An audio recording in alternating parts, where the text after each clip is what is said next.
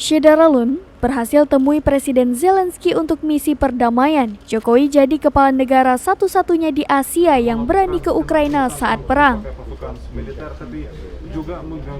Diketahui Presiden Jokowi berhasil menemui Volodymyr Zelensky di Istana Mariinsky, Ukraina pada Rabu 29 Juni 2022. Usai pertemuan ini, artinya hanya Jokowi kepala negara di Asia yang berani ke Ukraina saat konflik demi misi perdamaian. Dikutip dari laman resmi Presiden RI, Presiden Jokowi tiba di Istana Mariinsky, Kiev, disambut oleh Presiden Ukraina Volodymyr Zelensky di pintu masuk istana. Presiden RI itu tiba pada Rabu sore sekitar pukul 15 waktu setempat. Setelah penyambutan, kedua pemimpin negara tersebut masuk ke dalam istana untuk melakukan sesi foto bersama dan dilanjutkan dengan pertemuan tertutup.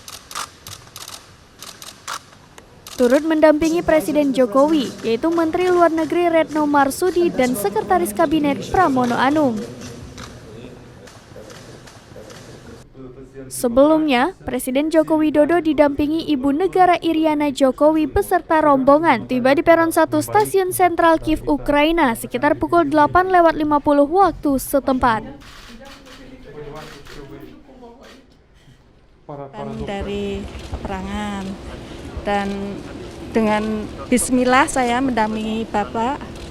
Moga-moga peperangan ini segera berakhir karena sangat merinding saya lihat. Tadi yang diserahkan apa ya, Bu ya? Obat-obatan sedikit, obat-obatan. Ya, sama-sama. Ampun, Bang, ampun.